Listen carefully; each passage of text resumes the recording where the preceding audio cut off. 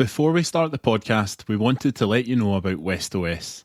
If you're a teacher or pupil at a school in Scotland, then you now have access to hundreds of quality assured video lessons created by teachers to support your remote learning. You should be able to find WestOS within the app library of Glow, where you can add the tile to your own personal launchpad. Click on the tile and you'll have immediate access to stream lessons in every area of the Scottish curriculum, with video lessons already available for biology at National 5, Higher and Advanced Higher. Now let's get on with the podcast. Throughout the past couple of weeks, while COP26 has taken place in Glasgow, it's fair to say that the eyes of the world have been on our dear green place, with world leaders and celebrity superstars all in town hoping to influence the crucial negotiations. One man who's seen more stars than most is Tim Peake, the first British European Space Agency astronaut to complete a spacewalk while working on the International Space Station. I get the chance to catch up with him and some of our very excited young people at the COP26 Green Zone earlier this week. How did your experience in space change your own view on the planet? So looking down at Earth from space, the first thing that you realise is how isolated we look. There's just this beautiful blue, jewel of a planet against this vast black backdrop. And you don't get to see that here on Earth. You don't get the feeling of isolation and remoteness that you get from space. And I think that gives you a sense of how fragile we all are. We're travelling through space on spaceship Earth, and we're all in this together. And this is, Planet A. It's our only home, and we have no alternative. So I think that's the most powerful impact of travelling to space, is to get that fresh perspective of seeing Earth from above. And yes, you do understand, the fragility of space. When you see how thin the Earth's atmosphere is, it's incredibly powerful. It's very striking to see that, that we need to look after that thin strip of gas. There isn't much of it. And planets, that have an atmosphere that is never usually very thick. And the balance is no guarantee. I mean, there's been parts throughout our history of Earth where there was no oxygen, and there'll be parts in the future as well when our atmosphere may not sustain life. So we're living in a period where our atmosphere does sustain life, and we need to try and protect that and keep that going for as long as possible. The bird, the bell, the fish and the tree, a song for all children, for you and for me. This precious world is weeping, you see. It's now or never, it's time to believe. Mother Glasgow, fear of face, in your embrace. God has thanking us in this dear request. Mother Glasgow, in your eyes, there's no place to hide. The whole world is watching, it's time to decide. The whole world is watching, it's time to decide. The whole world is waiting for us to decide.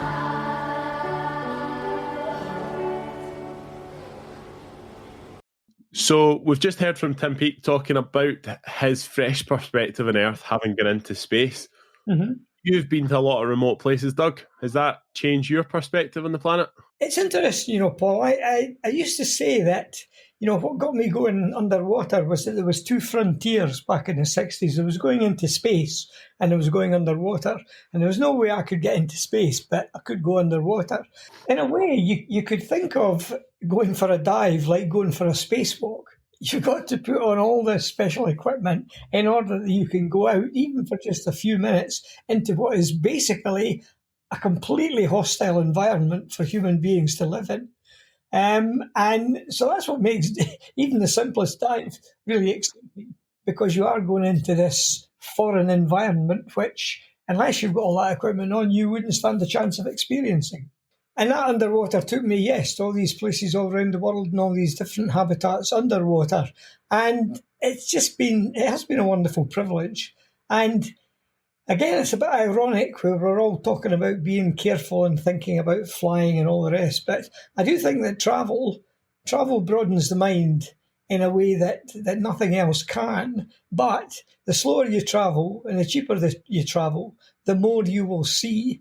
And so there's no doubt that me going to different places, filming not only the animals but the people as well, does give you a wonderful global perspective on a whole lot of things. It gives you a global perspective on what's important to people. And what's important to people is somewhere good to live. And good, is all the things that give you a quality of life. And it's that quality of life, I suppose, which is really most under threat from climate change. Let's go back to Tim and find out a little bit about the role of space exploration and climate monitoring. How important is space in developing our understanding of developing the understanding of our planet and climate change? Space is hugely important in understanding the impacts of climate change because space gives us the data that we need to make the decisions that we need. So from space, we can look at things like ocean salinity, we can look at the temperature of the planet, we can look at how much gas there are, greenhouse gases like carbon dioxide and methane and nitrous oxide and water vapour. We can measure the ice sheets in the Arctic and Antarctic. We can look at biomass and deforestation. And we've got satellites that give us all this myriad of data. And that data enables us to then go and have a look and see what we can do, what we can target that's going to have the greatest impact on preventing climate change from happening. And without that data, we would just be completely blind. We'd be making guesses, and we can't afford to guess now. The time for guessing has gone. We need to be very accurate and very fast in our decision making, and space gives us the data we need for that. Now that we're back on Earth, we'll head back over to COP, where Doug and I caught up with Lorna Slater, who's the co-leader of the Green Party in Scotland. I'm Lorna Slater. I'm co-leader of the Scottish Green Party, and in May of this year I was elected to the Scottish Parliament as part of the Green Group. We're all now looking towards the end of COP, and we have this draft document that came out and people are saying it's not enough, and everyone's looking for definite things that should be done. So what would be your priority for what things should happen, not by 2030, but by, say, the end of 2023 or even 22? That's a very easy question to answer. So I'll just put a bit of context setting on that. So COP stands for Conference of the Parties. So that's a United Nations term for all the nations that are part of the United Nations. Now, Scotland is not a party because we are not an independent country. We are what's called a non-state actor. So to some extent, to Scotland, what happens in the big room is a little bit irrelevant because it doesn't matter if what they do is amazing or what they do is disappointing. We still need to get on and do more. And so Scotland has been working with other non-state actors, American states, cities around the world, other geographic regions that are, for whatever reason, not independent countries. And we can do more. We don't have to wait for Joe Biden and Boris Johnson to get their act together. We can do a lot more. And that means doing things in the circular economy, to repair things, to design things to last instead of things that just get thrown away, to make sure that the producers of litter and waste have some responsibility for getting those materials back into the system in terms of recycling, for stopping the use of fossil fuels, for making these substantial changes, for changing how we use our land and sea, to make sure that farming, for example, becomes regenerative agriculture so that it is part of the solution instead of part of the problem. And we have enormous potential for these things in Scotland, but things like really practical things, more restoration of peatlands, better access to public transport, making it cheaper, making it better, safer bike lanes, safer streets so kids can play out in the street. All of these things are really practical. They don't need special technology. They don't need special permission. We can do any of these things right now, and that's what we can come out with. And we don't need to wait for COP to do its thing. We can just get on with those things. The European Space Agency were in Glasgow this week, and they were talking about the role that space and the International Space Station plays in monitoring climate change. And one of the points that they were making was that the peatlands are far more efficient at capturing carbon than our forests and trees. That's obviously a huge area of potential within Scotland. I mean, the peatlands are a fraction of what could be captured by the sea, because when you have healthy seas, you have plankton and shellfish and so on living in the sea, and they make their bodies out of carbon materials, out of calcium carbonate largely.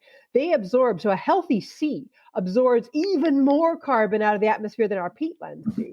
So I feel like regeneration of our sea is 20 years behind regeneration of our land in terms of what we understand about how to do it. But that's something that, as a Green in government, I'm hoping to really help to accelerate, because we need to turn this around. In Scotland, even over the last 25 years that we have been actively working to conserve Scotland's nature, we've had a decline in that by 25% over the last 30 years. That's a devastating loss. That's not a small loss. That's catastrophic, disastrous loss. And that's while we were trying to do conservation. So we need a significant change of direction in how we look at how we use our land and how we use our sea. And of course, we have to do that while making sure that everybody still has their income and livelihoods. We want to make sure that we have a thriving economy in Scotland. So it's a big challenge. I understand that Boris arrived back at COP today, but he came by train. Do you think he got that message? Well, I must confess to being a bit cynical about Boris Johnson's motives, given that he left COP by plane to have dinner with a climate denier who used to employ him. Whereas, strangely, when he was due to go to Parliament to talk about the corruption in his government, he took a train, so he missed the debate. So, yes, I'm a bit cynical about his motives there, I must confess. How important is it, Lorna, generally that our politicians do lead by example? I mean, I think there's kind of two ways to look at that. I think we should lead by example, but I also don't think we can put too much emphasis on individual action. Like, it's ridiculous to suggest that politicians are anything other than ordinary people. And, if it's not possible to take the train, or it's not possible to take the bus to an engagement because there's no bus, and a politician has to take the taxi, they have to make the same calculations about the use of their time that any ordinary person does. Ordinary person who says, I have to drive to work because there are no buses that go at 6 a.m. when I have to be at work. That person's not a bad person. That person's been let down by the system, and we're part of that system too. So while we can only do our best, if there are not buses available, if there are not safe cycle lanes available, we have to make the same calculations that any normal person has to make. So what I don't want to do is try and suggest that anybody is making bad decisions on an individual level, because if we made it cheaper to take the train than to fly, people would take the train. If we made it buses more reliable and go further on into the night and earlier in the morning, people would take the bus. If we made it safe to cycle, people would cycle. So I don't think it is about individuals making choices. I think it's about governments and the system helping people to make the right choices so that it's easy to do the right thing. What's stopping the government from doing that? I mean, now that's the question, isn't it? So that's the question the Greens struggle with every day. So there's a whole mix of answers there. Aviation policy, for example, is not devolved to Scotland. That happens at the UK level. And you saw in the budget last week at the UK, they cut the tax on aviation for domestic flight. That means that they are doing more of incentivizing people to fly instead of take the trains. In Scotland, we will be doing a massive investment in our trains, but we're working to undo the beaching cuts. So in the 1960s, there were train lines all over Scotland and little stations at every little town and village, and they were ripped out by the government at the time. So what we're trying to do is put back what was destroyed 50 years ago, and that's very, very stressful. And I think you'll also probably know in your towns and cities as well, how hard it is to get bike lanes in. The vested interests have this belief that parking in the street doesn't cause congestion, but bike lanes do. And there's this idea that people on bikes are bad for the economy, when actually all the evidence suggests that people who ride bikes into town, when there's good bike parking, they can spend more money than people who arrive by car. So there's a lot of mixed messages out there, but we need to tackle that at every level: local council and communities, making sure there are safe bike lanes; at the national level, putting back all our railways, making sure that train travel is affordable; and at the sort of supranational level, working to deal with things like aviation, making sure that there are ferry and train links to the kind of places that people want to go. At the end of the first week of COP, the co-chair's conclusions of Education and Environment Ministers at the summit said that we commit to the integration of sustainability and climate change in formal education systems, including as core curriculum components and guidelines, teacher training, examination standards, and at multiple levels through institutions. As a teacher, I can't help but think that already exists in Scottish education. Am I wrong? I think it already exists in Scottish education. As I say, the kids know all about this stuff. They are absolute experts. But some of this isn't new. We learned about this when I was in school more than 30 years ago. So I don't even know if it's people not knowing. We knew about climate change. The oil companies certainly knew about climate change 30 years ago. I knew about it 30 years ago. It's this sort of stories that we tell about our society that economic growth is more important than anything else.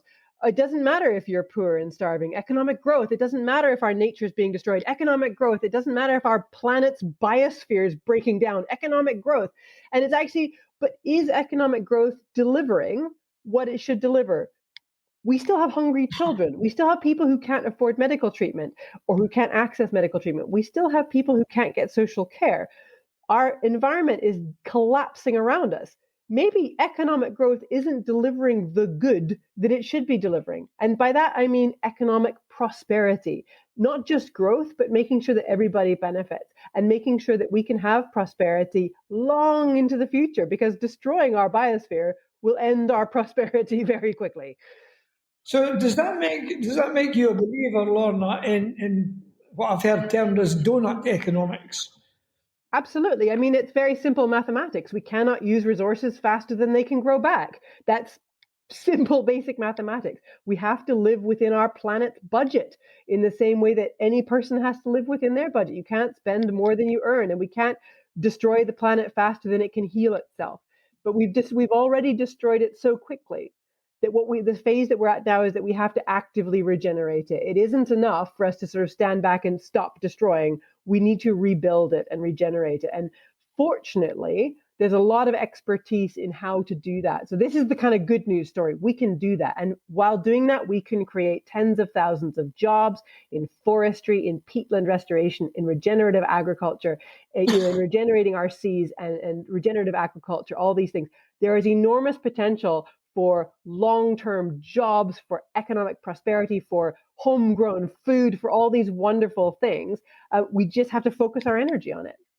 So does that mean also that you mentioned there that you thought GDP, this gross domestic product, which is basically the sum of all the things that we buy and sell, you said that's not a very good way to measure the success of a country. So will you go down the track that Bhutan, for example, has taken, where they look at what they call their happiness index?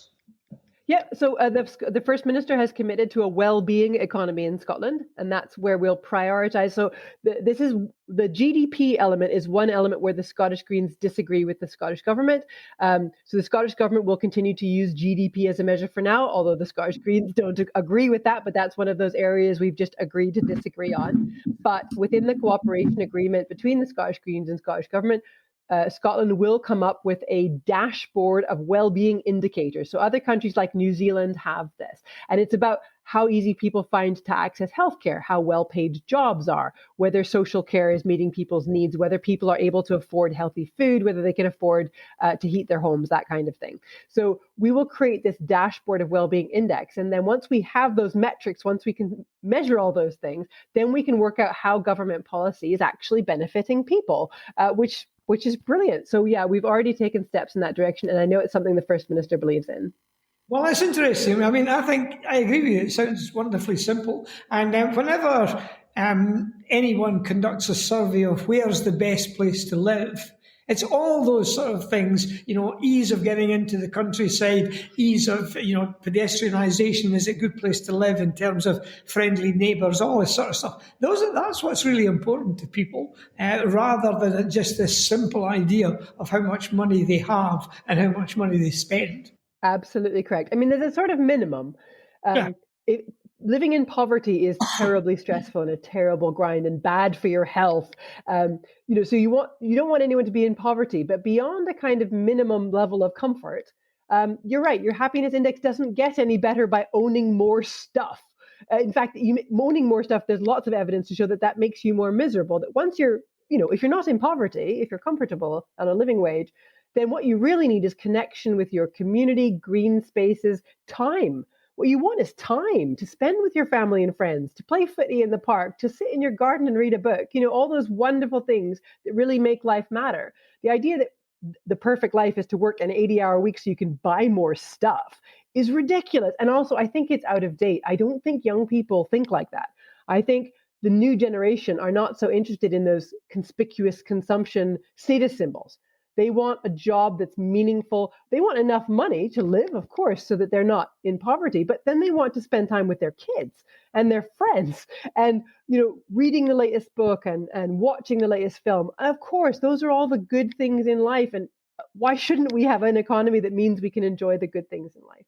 What are the things that make you happy, Doug? What makes you happy does change with age. You do have certain ambitions when you're younger that change as you get older. But on the other hand, looking back, there are certain things that are just steady. You value having good friends, people that you can talk to, people that you can rely on if you need something. Certainly, I need my dose of wildlife. I remember sitting in school when I was about 15, I think, doing some exams. And we were sitting at a desk, and it was an old schoolroom, and the sunlight was streaming in through the window, and it was hot, and you could see the dust flying, floating in the sunbeams. And I remember thinking, I don't know what I'm going to do when I get older, but there's no way I'm going to be able to work inside. I'm going to have to work outside somewhere. So in that sense, the natural world has always been important to me. I've always enjoyed getting out and enjoying the physicality of going out, going on a good walk or a run or a cycle run or exploring and coming back at the end of the day wet and tired and, a bit happy. And in that sense of satisfaction that you can get when you go out and challenge yourself with some environment. And that was a sort of running thing. That was what took me into diving, I think. To some extent, and then certainly it took me on expeditions and then led me to the Antarctic, and the Antarctic was just, had all those things that were important to me: small group, sociableness, helping each other out in a challenging environment, doing something that felt worthwhile. All these sort of things were important. And actually, when I think about it, the rate of pay in the Antarctic was terrible. And I spent most of what I made in the year that I was down there originally, spent most of that coming up through South America, adding to my travel experiences.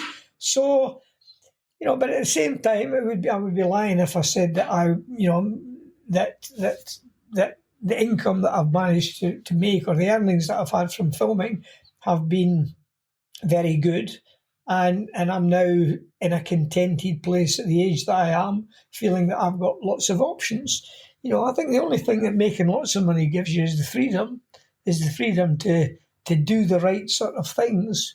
And hopefully when other people will maybe grow up now feeling that the things that the good things that they want to do don't involve big fast cars and big fast jets, and they do things in a very green way, and perhaps use some of their wealth to contribute towards the well-being of the planet, the betterment of the planet. So I don't want to sound all high and airy-fairy and all the rest of it, but I am one of these people for whom the natural world has been important and has been a source of making me happy. And I certainly think that the way that we measure happiness by the amount of money that people make, that's just not true for so many people. I think a worthwhile job and a good family or a good network of friends round about you and a good environment from the natural environment point of view, I think those are real basics that everyone needs. We spoke in the last episode to Councillor Susan Aitken, leader of Glasgow City Council, and she is somebody who's recently met Kate Wayworth and is currently exploring how donut economics can enhance the city's circular economy roadmap and ambitions. So in actual fact, the idea of the donut economy and the Kate Wayworth, the woman who came up with that, I was very lucky to actually do a podcast with her a few weeks ago. Which was really exciting because her ideas have been a big influence on what we're doing in the city council. And we've really, the way that she describes how you bring together all the different strands of work that you do to create an economic system within your city that operates within planetary boundaries and also has people at its centre. That's been a big influence on us. So it's already influenced our circular economy route map, which we published a few months ago, and which is being implemented. So we are Glasgow is actually seen as being a leader in the circular economy. Among a lot of cities, I'm often asked to talk about our work on the circular economy because we're doing a lot of good work on that in partnership with businesses, because that has to be done with businesses, the circular economy. But we're just about to, in fact, just tomorrow, on the day that we're speaking, so by the time this is out, it'll have already happened. I'm going to take to a council committee our call for ideas on Glasgow's Green Deal.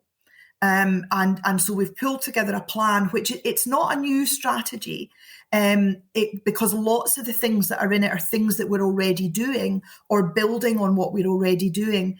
But it's a kind of framework for bringing together our action on climate and our action on having a fairer economy with fair work at its heart, and tackling inequality, and bringing those together and making them work together so that the Glasgow's economy and society and all of our our policies and our strategies and our activities work within planetary boundaries and to deliver benefits for citizens and communities and for well-being for all of us. So that idea of a donut economy has been really influential for us. We're not there yet. And I think Kate Raworth herself would say no city. Amsterdam is seen as the city that's leading on it, but she would say Amsterdam isn't there yet. They've still got a lot of work to do. What it is it's a set of ideas that help you to get to where you want to go, the donut economy. And I think it's a really useful set of ideas. We've been reading a lot about Kate Raworth and the idea of a donut economy, preparing the podcast. And I find that really exciting that you've obviously spoken with her. I think she's going to be coming to Glasgow for COP26. I think she's going to be here as well. And she's an incredibly inspiring woman. What was she like to speak to? She was brilliant, just really interesting, really inspiring to listen to. She's not she comes quite modest, quite, she's an academic, and so she's a great thinker, and the way, very articulate, and the way she describes her ideas are just absolutely fascinating. So I really, really enjoyed talking to her. Yeah, an inspiring woman, absolutely. Earlier in the podcast, we heard from Tim Peake and how he saw the world differently from being up in space. Well, Gordon Buchanan, he chose to have a different perspective by fastening small cameras on the backs of animals and getting more of an animal's point of view of their habitat. My name's Gordon Buchanan, and I'm a wildlife filmmaker originally from the Isle of Mull, but my work has sort of taken me all around the world. Currently living in Glasgow. My wife and I have been watching the kind of latest series of your programme, Animals with Cameras, on iPlayer. And we've found it really fascinating seeing a sort of glimpse of the world through the perspective of different animals. Has making that show changed your own perspective in the world in terms of how you see it when you look at it through the eyes of different animals? With the Animals with Cameras series, it's quite a frustrating one because it's you can never achieve your ambitions. Ideally, what I would like to do as a filmmaker is to truly see the world through the eyes of a living species, or not through their eyes, but to be on that journey through life with them, and not to do it for however long your battery lasts or however long your memory card lasts, to do it for weeks and months and years. So with Animals with Cameras, we're just getting this tantalizing snapshot into the world of marine species, terrestrial animals. And it is, Yes, it reveals something, and the scientists that we're working with have been really excited because that's the first time that they've actually, they've sort of seen that perspective on an animal that they may have studied for, decades. But yeah, I think it's, at the end of the day, it's a television program that you're trying to engage and educate people and hopefully inspire them. The things that we've learned through it have helped science and help scientists better understand those animals. But yeah, I think kind of the ambition is never fully realized. You're just scratching the surface. With some of those animals, the cameras were only on for a couple of hours. So you've just got to pray and hope that they do something interesting or they see something interesting before the camera comes off and floats back to the surface or drops off automatically. We're still confined by technology. That's the thing. And as Doug knows, technology is what's driven the wildlife filmmaking industry forward and helped us better understand animals. But there are still limitations, and we're still, as a species, we're never satisfied. We're always looking for it. It's okay. An iPhone is something that is incredible. We don't pick it up and say every single day, this is a wonder of technology. We look at it and say, I've got bad Wi-Fi, or I don't have 3 bars of signal. We're never satisfied. We're always looking for technology to solve yet another problem. Do you think that wildlife filmmakers have a bigger responsibility than ever to somehow, bring together the wonder of the environment with the threats that it's under? Yeah, absolutely. And that it kind of sounds like a sort of a worthy thing to say. But I think, the simple fact is that how can you encourage people to protect threatened species, threatened habitats, if they don't even know that they exist? So I think wildlife filmmaking is about sort of, providing a global audience with those postcards from wild places to see what's out there and see what's what needs to be protected. Because if you don't know about anything, you can't value it, and you won't want to protect it, really. So yeah, I think there is a greater responsibility now than ever before. But do you think we need to tell our stories differently? Yeah, I definitely do. Yeah, Doug, that's sort of something that has been a frustration of mine for a very long time, that wildlife documentaries have this platform, and now a bigger platform than maybe ever before, with sort of streaming services and the seemingly sort of popularity of wildlife documentaries. But they've got to tell the whole truth and not shy away from the gory details of actually what's happening to the planet. I mean, some of the difficulty, some of the programs, or a lot of the programs I've made in recent years, they've been commissioned for the Christmas TV schedule, and sadly, we haven't been able to keep some really important stories in the edit because the powers that be think that poached elephants, deforestation aren't the kind of thing that people are going to want to watch on Boxing Day. So I think it is just trying to get as much of the truth over and inform people about what's happening to the planet, but at the same time having the opportunity to keep making these programs. That's quite an interesting thing. And Doug, you can maybe answer this one as well. I'd be interested to hear what you both think. Does that weight of responsibility between what people maybe need to know and what they want to know, is that quite a conflicting thing that's been there over a period of time through filmmaking, or is that something that has kind of come in more recently as your own understanding of the kind of world and the damage that we're doing is developed? I think one of the things you have to remember, you've got to kind of distinguish between programs that are designed or produced to be commercially highly, highly successful, in other words, to make a lot of money, and the other ones that are willing to give a message, a hard message, that may limit their commercialness. Something like a Blue Planet, which had hardly any environmental message all those years ago, is selling and selling and selling because it has no environmental message.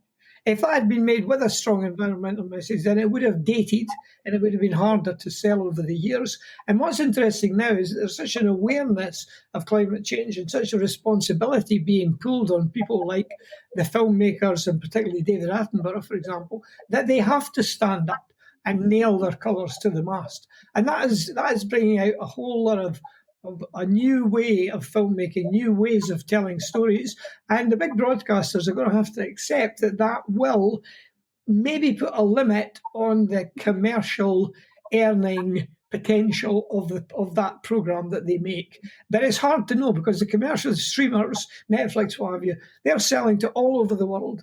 And that gives them different criteria for deciding what kind of films to make and what to put in them.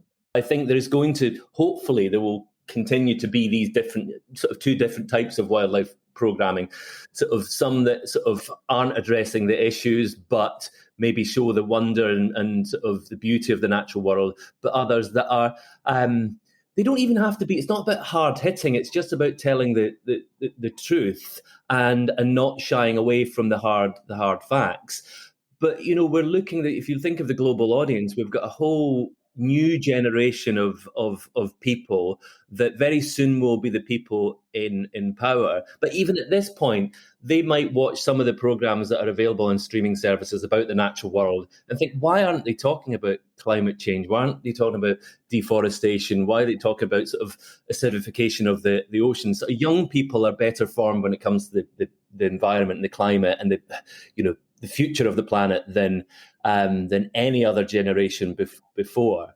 But yet it's still really alarming to realize how many people aren't aware or dig their heads, sort of put their heads in the sand about the problems that the planet faces. You know, it's all down to personal responsibility and actually realizing that everything that we do in life, in a modern life, impacts on the natural environment. But yet there's a lot of people that just don't inform themselves, or a lot of people that maybe are informed but just sort of stick their heads in the sand and think it's someone else's problem when it's everyone's problem. I've got a cracking photograph on my desk here. COVID. And possibly COVID, and it shows a moment. It shows a wee family moment. You know, one of those kind of perfect family photographs that just show one of those sort of blissful moments and looks as if everything's perfect. But of course, on the day itself, there were all sorts of things going wrong, and there was an upset baby, and we'd missed a bus, and you know, the picture captures a moment, but it didn't necessarily capture the full day. And I think it's something that a lot of people don't always see, particularly in the world we live in this now. So things like Instagram, where everybody's putting up a photograph and everything looks polished and looks really nice and looks great, but it doesn't always tell the full story behind the photograph. In terms of when you've both been behind a camera and making some of these documentaries, does what we see on the screen represent what you see through your own eyes out with the lens? Yes, I would say a lot of the time there are situations where you could pan left or pan right or turn the camera behind you and you see a very different picture. It's a really kind of salient point that you're making. There's a sort of high degree, I think, of dishonesty in society now, that we like to hold up one image that doesn't really reflect our lives. And as much as social media is a very powerful tool, it's only a powerful tool if it's used in the right way. And I really struggle with it. And I do have social media, but I think, for a lot of people, you're showing you taking the cupcakes out of the oven that you're making with your kid. You're not showing the argument you had with them half an hour before you put them in. With the place that I've just been filming, I can't say what the species that I was filming, but it's a national park in Zimbabwe that when this program comes out, it will look like some glorious Eden. but you don't see that on the other side of the Zambezi River, Zambia is on fire. You can't film in that direction because of the clouds of smoke. You can't see that the problems of overgrazing, the fact that there are sort of, more dead trees standing than there are living ones, and there's nothing new coming up between them. All you will see in this documentary is sort of, the wonders of a predator in Zimbabwe. And yeah, that's back to the same problem, that we've got this platform to tell these stories, but we are handcuffed because we're not able to tell the full story or the whole truth. And that's obviously based on as much what people want to see as much as it is what people want to show others. And I think, Gordon, you just used the word dishonesty, but do you think it could be more about denial than dishonesty? Yeah, I think it is sort of, social media sort of, I think there's going to be a big kickback against social media fairly soon. These things are kind of on a pendulum, and we've swung in a direction sort of in society where so many of our interactions are through social media. I think people in many ways have actually lost a sense of their own identity because they're too worried about, what that sort of that public image is going to be. And now we all have a public image. And, I've got some friends that suffer with mental health problems, of deep depression. But if you look at their social media, you would think that they were living their best lives and completely content and happy. And it is not an intention to deceive. I think it is just sort of, maybe it's the sort of human optimism that we like to look on the, towards a brighter future. We like to see the best parts of ourselves. But yeah, there is a denial about the realities of our lives, of day to day, how we live our lives, the impact that we have on the planet, and denial about what the sort of possible future for the planet is, how habitable this planet is going to be for not just for ourselves, but for all of the other species that still exist. As we're sitting on Saturday, we still don't have a final deal ready yet. But let's head back to our discussion with Lorna, who we spoke to in a bit of detail about some of the draft text that was being put together over the last couple of days. The first draft, of course, of the COP26 agreement was published about 6 o'clock this morning, Lorna. I'm not sure if you've had a chance to read it yet, but the term that's used quite clearly in it is that the paper urges countries to revisit their 2030 plans by 2022. Now, to me, that doesn't sound like the urgent action that scientists on the podcast have told us already is required. Is COP26 then just another talking shop for politicians, lobbyists, and big business? Well, that's the worry, is that it has become that. I mean, I think it's both of those things. It is a necessary thing that the countries of the world get together to talk about these things. We can't not talk about them. But I mean, I think we're all a bit alarmed by the number of fossil fuel lobbyists that are present. There's more people from the fossil fuel industry than there are from Brazil, which is the next largest delegation. So I think we're all worried about that. We're all worried about who the politicians are listening to, about who they're getting pressure from. Has it just become a big showpiece? But I think both of those things can be true. It has become a big showpiece, but it's still important to do the process.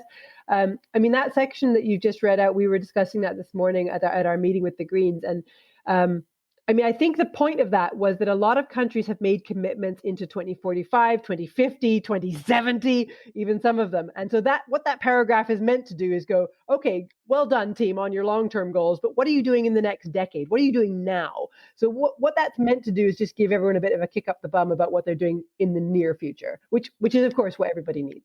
And of course, a lot of the young people listening will be studying English and literacy in school at the moment. How important is the language in these texts that's used, and do we need more decisive language and ultimately more action at the end of it? Always. I mean, I'm a Green. I will always say that. Yes, more specific Absolutely. language and more action is what the Greens would always want. I mean, but that's the fight that we're fighting every day, is to get more specific action, more specific commitments, and then accountability on those commitments. So that's why the Greens are here. That's what we exist to try and do.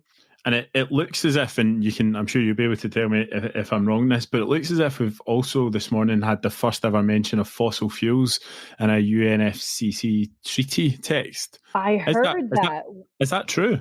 Is that the first? Yes.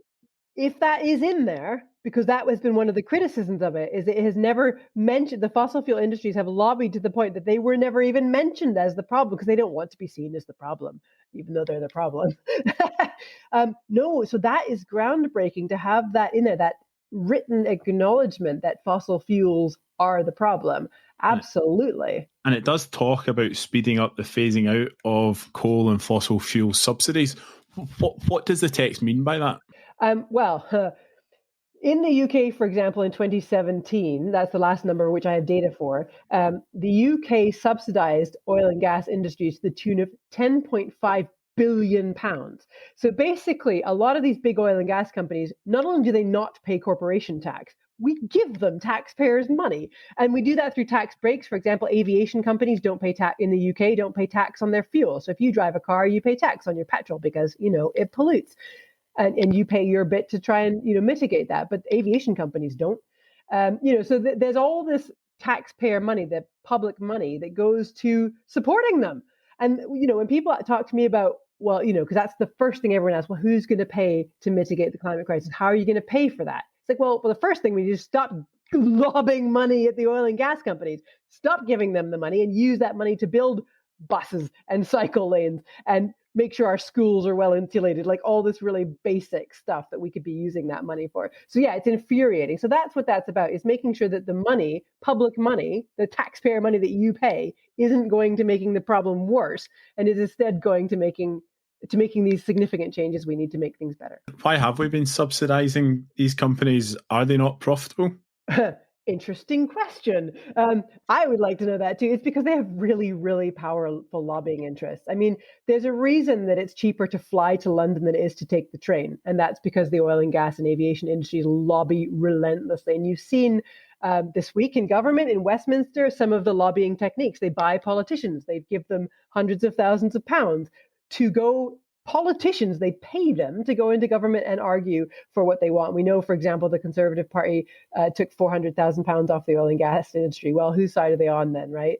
So, I mean, that's exactly what they do. They lobby, they use their millions of pounds to get that money. But, beavers and trees and shellfish don't have millions of pounds.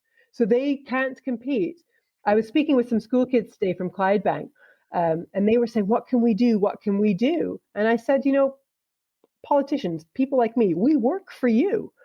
The first people to contact me when I was elected were the oil and gas lobbyists. But, the school children can contact me too. They can write me an email, they can phone me, they can come to one of my surgeries, they can talk to me too. And the more school children that do that, the more other voices get heard by politicians. So don't be shy. The politicians work for you. And the more people who lobby us, the more ordinary people, the more people who care about the environment, the easier it becomes for politicians to do the right thing, because then they can say, look, my voters want this. The kids in my neighborhood want this. It makes it so much easier. Is corruption a problem in politics? Well, I mean, I only know what you see in the paper, isn't it? Same as everyone else. Certainly some of the stuff we're seeing in the paper at the moment is absolutely alarming. I find it incredible. I mean, I've been following climate change for many years, but the fact that they're actually referring to fossil fuels and coal, specifically in this one, and this is such, your face lit up when that comment was made. And how did they just not mention them at all in the past? Were they just sort of glossed over as if they weren't the biggest problem that we've got? I mean, they are by far the biggest source of CO2. I mean, I think methane, a bigger problem is what's going to happen to the Arctic tundra with the melting of the permafrost, to be honest, than capturing the emissions from methane. But I find it unbelievable that no previous COP agreement has specifically mentioned fossil fuels and the amount of CO2 that they emit. That's absolutely. It's shocking. It's sort of huge denial of what the problem really is. And the fossil fuels spin it as, oh, but people need to make better choices, as if when a gas boiler is your only option, you can choose to install anything else. Like, well, if there's no bus in your neighborhood, of course you have to have a car. Like, don't be ridiculous. So people are not able to make the choices, but the fossil fuel industries, oh no, that's massive lobbying of governments all over the world. I mean, you can see how Joe Biden is running scared of the coal people. You can see how Boris Johnson runs scared of the oil and gas people. He doesn't dare, or in the aviation people, he doesn't dare speak against them because they're funding them. That's where the donations come from. There was also obviously a study that came out, I think, yesterday that suggested that we were heading for 2.4, which is obviously a long way away from 1.5. Why are things a bit misaligned, and what really needs to happen now?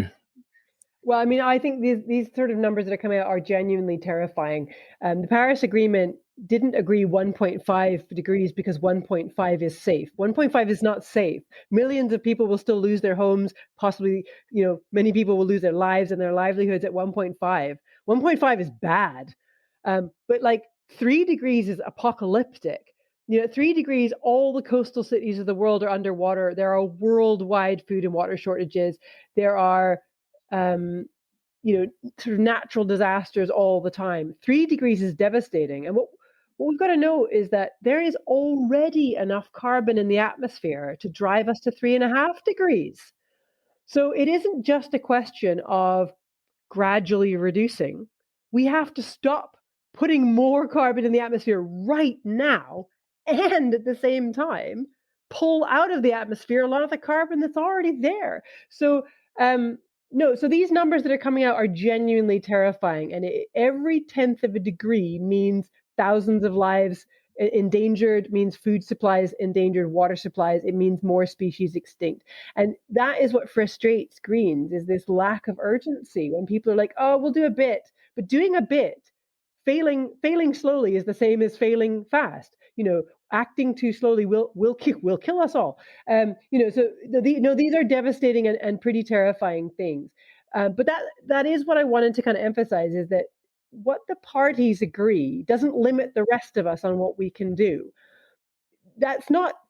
It's just like a speed limit. You can drive below the speed limit. Just because they are not committing to those things doesn't mean the rest of us can't do a whole lot better and show the way. Because I think once the momentum starts turning on this, things can actually change really, really fast. So that doesn't let us off the hook for still doing more. Because if we can show that it can be done and how it can be done, we can make things happen really quickly. One of the other big words that we've heard over the past week at COP has been adaptation and the need for adaptation cash. And I think the draft agreement that came out this morning suggested that there would be twice the adaptation money was an important thing to come out of this. When we talk about adaptation cash, am I right in thinking that is basically the money that's required for parts of the world to adapt to being underwater and to being hit by these apocalyptic events, basically, in their areas? I'm not sure how they're defining that adaptation cash in that document, but I don't think we should pretend that we're not having to adapt here in Scotland. You can think of, we've had some devastating landslips in Scotland in terms of roads being wiped out. There was a train disaster last year that killed 3 people. All of these are to do with flooding and landslips. That's because of climate. That's because of extra rain. We no longer have the trees with the root systems to support our hillsides. These sort of bare hillsides, when they get the extra flooding, the land slips. So we need to adapt here in Scotland as well. So whether the adapting that we need to do is covered by that agreement, I couldn't possibly say. But what we need to do here is also adapt. We need to plant trees on our hillsides to stabilize them. We need to look at what people are calling natural solutions, where we change how we use our landscape here to deal with the fact that there's going to be more flooding, there's going to be more rain, there's going to be more different types of animals coming in, and different types of pests, different types of parasites that will try and eat our crops and eat our trees as the climate warms up. And so we need to make sure we have the right measures in place to make sure that our trees and crops don't get infected with the new bugs, to make sure, to do our best to kind of manage our habitats against these changes. And so in Scotland, we're going to have to do some adapting too. And that will take money. So there's a bit of we still need to prevent climate change, but we have to be realistic. And I was wandering around in November in Glasgow today with just a suit jacket on, not even a woolly coat or anything. It's happening. Climate change isn't something that's going to happen. It's already happening. So we are going to have to adapt to some of this. And 1.5, as I said, isn't safe. 1.5 is bad. And we're going to see those changes happening here. I've been really stunned over the last couple of weeks to discover, obviously, we've talked a lot over the last couple of weeks about Paris and the Paris Agreement. But what really stunned me was that the actual rules of the Paris Agreement have still not been agreed 6 years on. Is that true?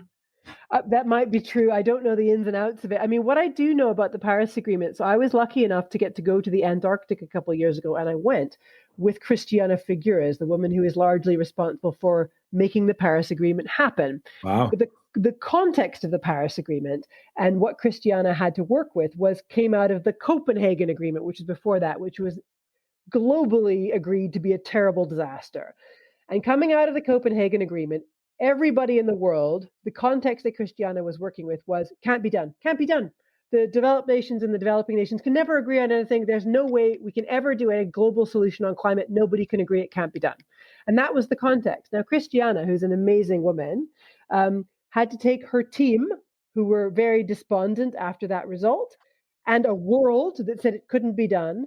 And she spent the next however many years it was between Copenhagen and Paris working to build her team up, and also with organizations around the world about the context of climate. And Christiana started a charity who went around and talked to people about climate who'd never been talked to people about climate before. Religious groups, business groups, community groups, because at that time we didn't engage groups like that in climate discussions. And by the time you got to the Paris Agreement, if you stuck a microphone in front of a religious leader, they would say, oh, the human cost, human suffering, children drowning in the Mediterranean. Suddenly the climate was real and mattered, because they understood it now. And if you then put a microphone in front of a business leader, they would go, but my assets will be damaged by flooding and crop failures. And suddenly business people understood the context of it. So looking at Paris, within the context of where it had come from, it was an enormous achievement to get the parties around the table and to get them to agree to something. That was new. It was groundbreaking and huge. So we can't underestimate, for however unsatisfactory it might look from this direction, from the other direction, it was absolutely groundbreaking. And so this COP will also be a step change. But as I keep saying, it isn't the limit. COP is not the be all and end all. COP is one part of a global movement on this.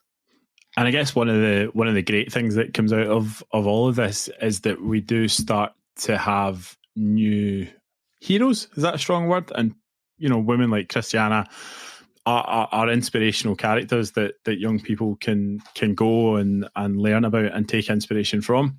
Absolutely. And I very much hope that's the case, that we get some new climate heroes. I mean, obviously we have Greta Thunberg, who's a wonderful climate hero.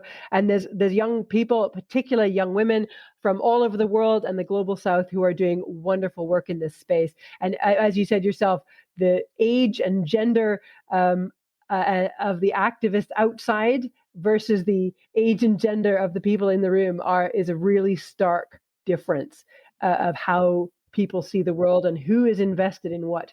Doug, we had that conversation with Lorna a couple of days ago, and since then we've now had 2 drafts, and negotiators actually worked through the night last night in Glasgow, with some of them taking a rest in sleeping bags in the SEC as they try to come to that agreement on the final text. Now, it already appears that they're starting to use weasel words around the fossil fuel subsidies and coal language.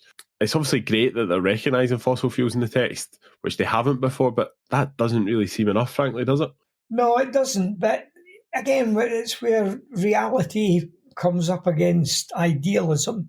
I mean, when you think about it, there is, I can't think, and I'm not an international lawyer, but how few big issues are recognised internationally and which everyone adheres to. I mean, even something simple like human rights gets abused all the time, all over the place. And in some countries which are really well developed and really you would think should not be as backward in this sense as others. So when it comes to something with as many ins and outs and issues that fossil fuel use is coming to, people can say they will decide or they will enforce this and that. But actually, is there the means to enforce that?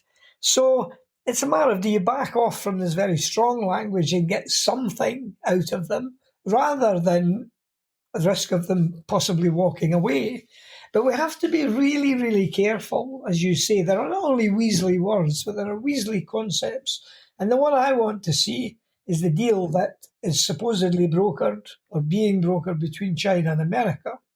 Now, the last I heard, China was promising to reduce her emissions, but she was saying, I will reduce my emissions in terms of emissions per unit of GDP, which, to make that simple, means, let's say that their GDP, that all the money that flows through China is, grossly simplified, £1 million a year. And at the moment, to make that £1 million of turnover, they emit 100 tonnes of CO2. So what they're saying is that in the future, we will make £1 million, but we'll only emit 50 tonnes of CO2. Sounds like a great improvement until you realise that while at the moment their GDP is £1 million, they plan to have a GDP of £10 million in 5 years' time. So that means in 5 years' time, even though they've reduced their emissions by 50%, they're still shoving out 500 tonnes a year compared to the 100 tonnes a year they are at the moment. So they've produced a relative decrease relative to something, but they've multiplied that by 10 times because, the reference part has gone up. And that's the sort of thing that we have to be really careful about. And those sort of things can be lost in the fine print and lost in the big announcements. So I'm going to hold back on any discussion of whether this COP has been a success, will be a success, what have you, until I've seen that final draft, until we see what sort of words are used inside it, because there are undoubtedly some words with a lot more wriggle room than others, but words with wriggle room, are they better than no such words at all? Kevin Conrad last night from the Papua New Guinea climate envoy, who said that he doesn't think there's anything in the verbiage that can keep 1.5 degrees alive, and that words are not going to do it. What's really going to do it is social pressure in countries to increase their NDCs. And I think that is probably something we're going to have to come back to in another episode, Doug. The bird, the bell, the fish and the tree, a song for all children, for you and for me. This precious world is weeping, you see. It's now or never, it's time to believe. Mother Glasgow, fear or face, in your embrace, God has sent us in this dear place. Mother Glasgow, in your eyes, there's no place to hide. The whole world is watching, it's time to decide. The whole world is watching, it's time to decide. The whole world is waiting for us to decide. What's your pinky promise to the planet? Yeah, that's a great question. The pinky promise to the planet as an individual is to make my impact as low as possible. To have as negative an impact on the planet as possible, and to try and leave it in a better state than we found it. I think if everybody works to those basic principles, whether it's reducing the amount of single-use plastics you have, recycling as much rubbish as possible. Only just recently I did a full re-insulation of my house, and I thought, well, that's a small step. But if everybody does that, wow, that's great. We're going to try and just make those steps, those individual steps, to try and cut our carbon emissions, to clean up the planet and leave it a better place than we found it. My pinky promise to the planet is to get up every day and continue to work hard as the co-leader of the Scottish Greens.